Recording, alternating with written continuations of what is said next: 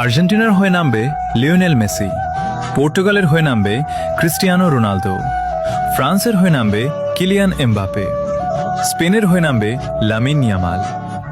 বিশ্বের সব বড় বড় তারকারা মাঠে নামবে, গ্যালারি চিৎকারে ভরে যাবে, টিভির সামনে কোটি কোটিটি মানুষ বসে থাকবে। কিন্তু ব্রাজিলের হয়ে নামবে না নেইমার জুনিয়র, কারণ ইনজুরি। এই একটা শব্দ বারবার থামিয়ে দিয়েছে তাকে। যখন সবাই মাঠে নামবে তখন সে হয়তো বাইরে বসে থাকবে চুপচাপ, আর কোটি কোটি ভক্ত টিভির সামনে বসে শুধু ভাববে, আজ যদি নেইমার থাকতো। ইনজুরি তাকে ছাড়েনি, বারবার কেড়ে নিয়েছে তার সেরা সময়। হয়তো এই ইনজুরিগুলো না থাকলে আজ তার নামের পাশে থাকতো ব্যালন ডিওর, থাকতো একটা বিশ্বকাপ। কিন্তু ভাগ্য সব সময় সবার পক্ষে থাকে না। নেইমারের গল্পটা ট্রফির না, নেইমারের গল্পটা কষ্টের।